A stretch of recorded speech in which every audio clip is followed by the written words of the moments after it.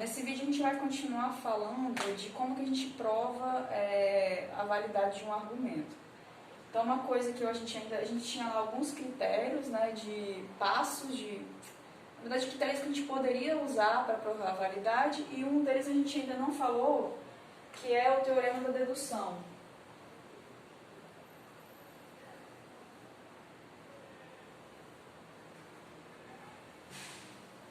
O teorema da dedução, ele consiste basicamente de falar que você pode concluir a validade de um argumento, um certo tipo de argumento, usando a validade de outro. Então, o teorema da dedução existe, na verdade, ele é uma implicação, em certo sentido. Então, ele diz o seguinte, que se, dado um argumento,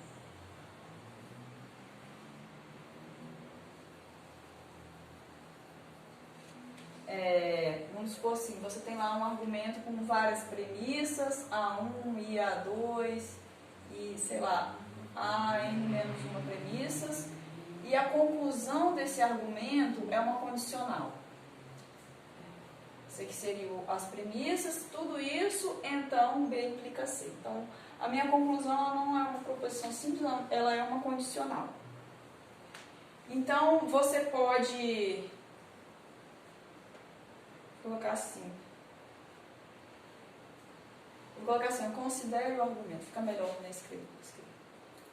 Considere o argumento, esse argumento.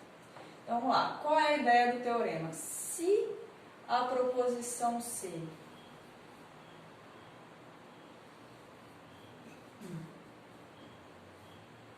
puder ser obtida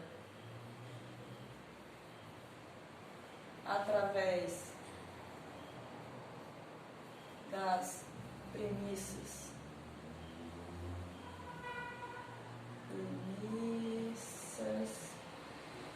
aí eu vou colocar as seguintes premissas. Todas as premissas que eu tinha no argumento anterior e vou incluir B como sendo premissa. Então, o argumento acima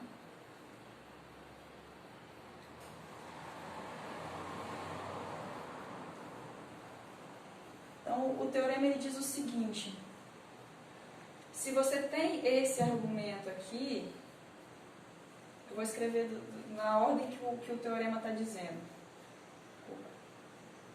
Se esse meu argumento aqui é válido, A2, AN menos 1 e B implica C. Se esse argumento aqui é válido, então esse argumento aqui é válido.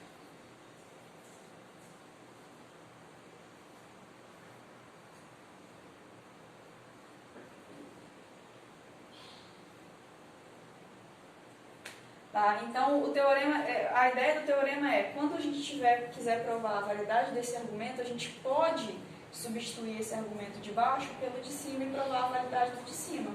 Se o de cima é válido, o de baixo é válido. Percebe que ele não diz o contrário, que se o de baixo é válido, o de cima é válido. A ideia é substituir esse pelo de cima, certo? Então, vamos fazer, né, algum exemplo. Esse exemplo aqui.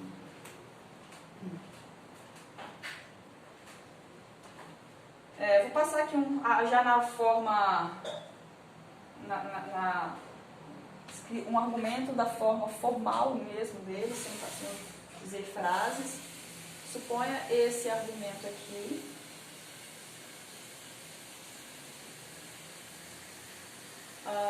Não B e não A.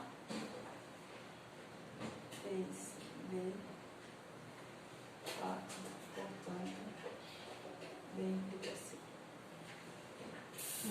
Então, esse argumento aqui, ele tem a minha conclusão, está exatamente no modelo que eu posso aplicar o teorema da dedução, porque a conclusão dele é uma condicional.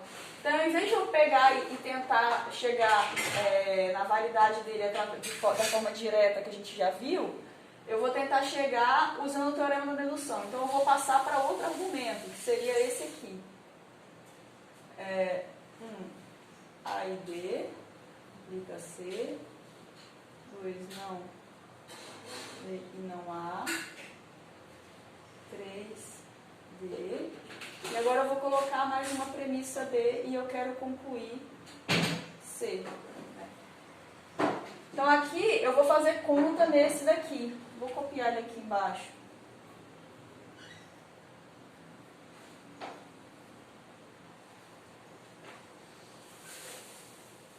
D e não A.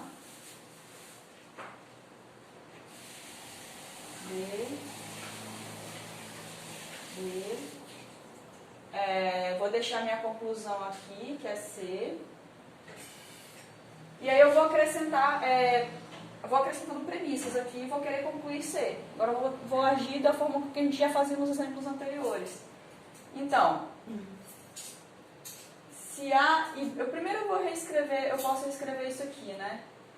Usando...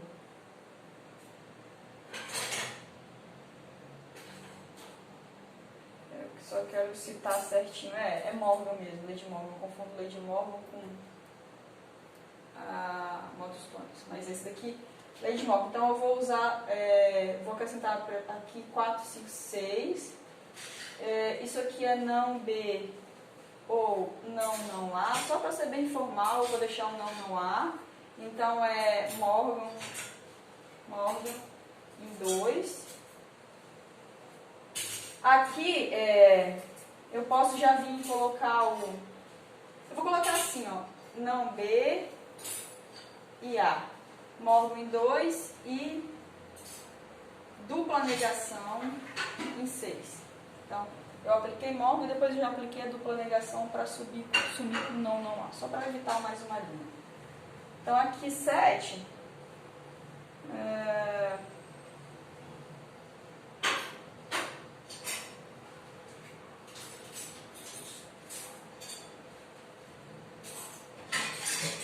aqui eu posso usar que eu tenho o B, ou eu não tenho B, ou tenho A. Não tenho B ou tenho A, mas eu sei que eu tenho B.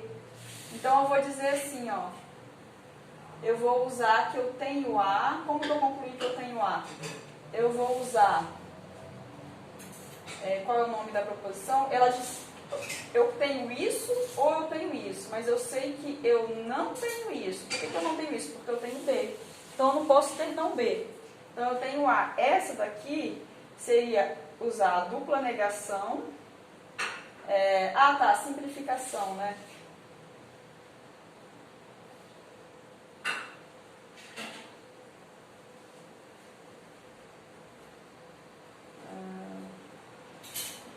Eu acho que é simplificação, estou com medo de escrever o nome errado, mas enfim. Se eu tenho não B ou A, e eu sei que eu tenho B, então eu preciso ter A. Se não for simplificação, depois eu corrijo, mas eu acho que é a simplificação, usando aplicada em 6 e 4, tá?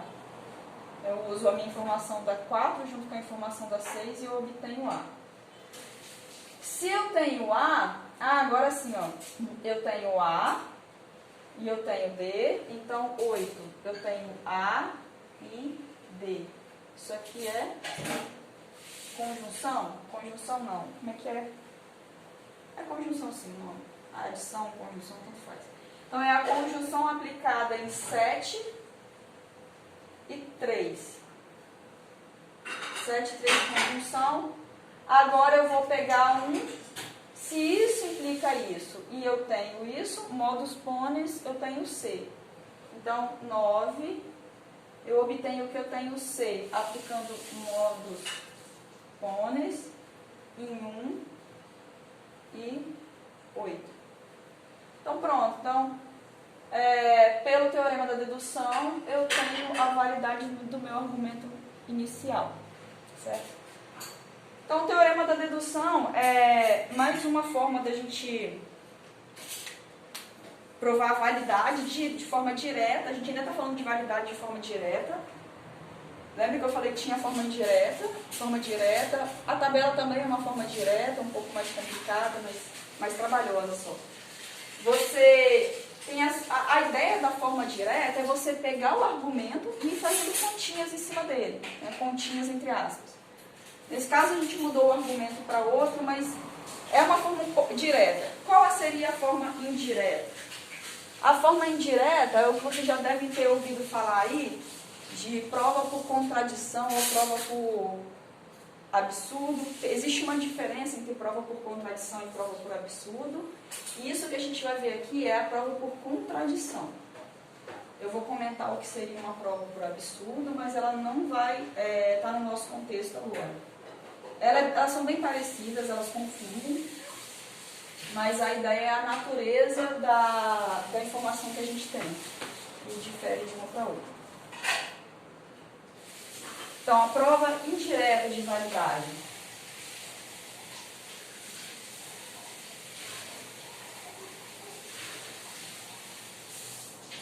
Provar a validade de forma, usando prova indireta. Então, a ideia é a seguinte, ela vai consiste na introdução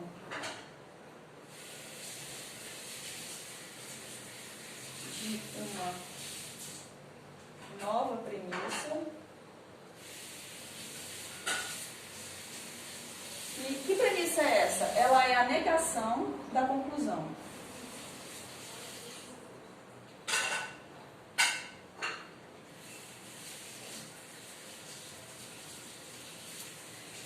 Então você tem lá o seu argumento, você tem lá a conclusão, você vai introduzir você vai negar a sua conclusão e vai colocar isso como sendo uma premissa. Pô, mas se eu estou negando a minha conclusão, eu estou falando o contrário do que eu quero provar. Exatamente, a gente vai querer chegar numa contradição usando a premissa que é o contrário do que a gente queria provar que era verdade. Então, você vai ver, bom, se isso não pode ser verdade, se eu cheguei numa conclusão, numa contradição, é porque eu falei alguma coisa que eu não deveria ter falado. Então, é porque aquilo que eu introduzi é mentira. Então, logo, a minha conclusão é verdadeira. A ideia é exatamente essa. Prova por contradição. Você fala uma coisa e prova que aquilo está errado, porque se tiver certo, tem uma contradição ali no meio. Se aquilo está errado, então é porque o contrário daquilo está certo, que é, de fato, a conclusão. Então, dessa forma, negando a conclusão, a gente busca chegar numa contradição.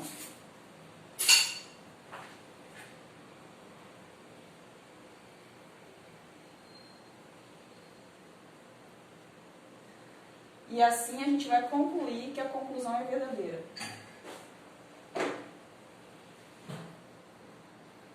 Que o argumento é válido.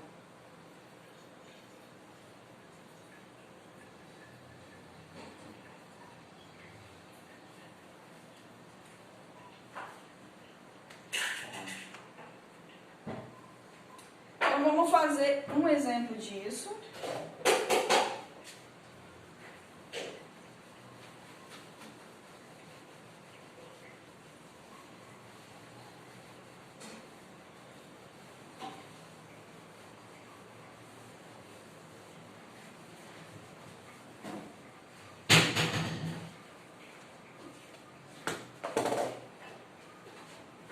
Esse exemplo aqui. A implica B. 2. Não B. 3. Concluir. Eu vou concluir não A. Na verdade, esse exemplo aqui, ele já a gente já tem ele como sendo uma daquelas tautologias, é a transposição. Se você diz que A implica B e você não tem B, você já conclui direto não A. Isso aqui a gente já poderia usar direto, que é a transposição. Mas, vamos fazer esse exemplo aqui, o livro fez, vamos repetir ele aqui. Então, eu vou seguir provando por contradição. Por contradição. Eu vou fazer A implica B. 2. Não B. 3. Não A. E agora eu vou introduzir. Eu posso talvez, eu vou deixar desse jeito aqui, introduzir a premissa não A. que é, eu já vou repetir ela aqui embaixo, que é a mesma coisa que A. E eu agora vou trabalhar aqui para chegar numa conclusão. Bom, aqui vai ser fácil, é um exemplo bem simples só para a gente trabalhar a ideia da contradição. Então eu peguei o meu argumento, introduzi a negação da premissa, já simplifiquei aqui pela dupla negação, né, a dupla negação em 4. E agora é a conjunção. Eu tenho A, eu posso, na verdade eu posso fazer assim, ó, de 5, eu vou concluir 6, eu vou concluir que eu tenho B, usando modus ponens em 5 e 1.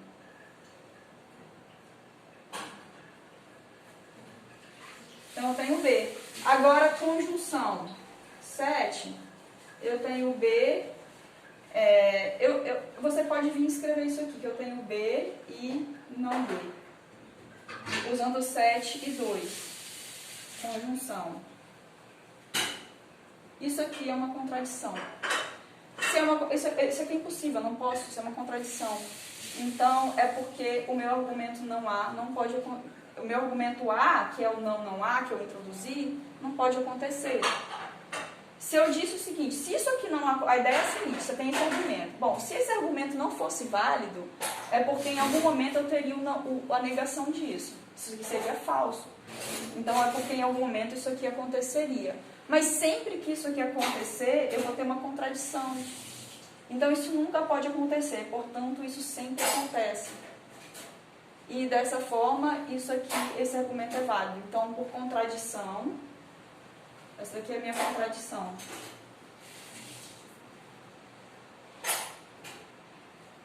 Logo, o argumento vale. Qual é a diferença da prova por contradição para a prova por absurdo? Na prova por contradição, você chega numa contradição entre duas coisas que você mesmo disse no argumento. Isso foi dado no meu argumento, isso eu obtive no meu argumento. Isso é uma contradição. Eu falei duas coisas opostas. Na prova por absurdo, é quando você chega em alguma coisa que está errado de forma universal, independente do que você disse. Por exemplo, se eu estivesse fazendo uma conta e eu chegasse no final dizendo assim, 2 é negativo. O 2 é negativo, está errado, independente do que eu disse antes. Ele não é uma contradição com nada que eu tenha dito. Ele é uma contradição quando a gente sabe que é verdade universal. Isso é um absurdo. Aqui, a ocorrência de B não é um absurdo. O B talvez pode ocorrer, isso não é um absurdo universal. Isso só contradiz o que eu disse antes. Ele é uma contradição dentro desse argumento. O B não pode acontecer dentro desse argumento. Então, é uma coisa local. Agora, o 2 é negativo seria uma coisa universal. Então, seria uma prova por absurdo. Isso aí você obtém lá em equações. Você pode chegar a 2 é igual a 0. Isso é um absurdo. Isso é um absurdo independente do seu contexto. Tá?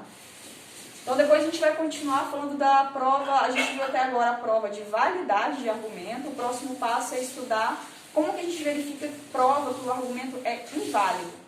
E agora a gente só viu como provar que ele é válido, quando ele não é válido. Então, esse é o próximo vídeo para terminar a parte de validade de argumento.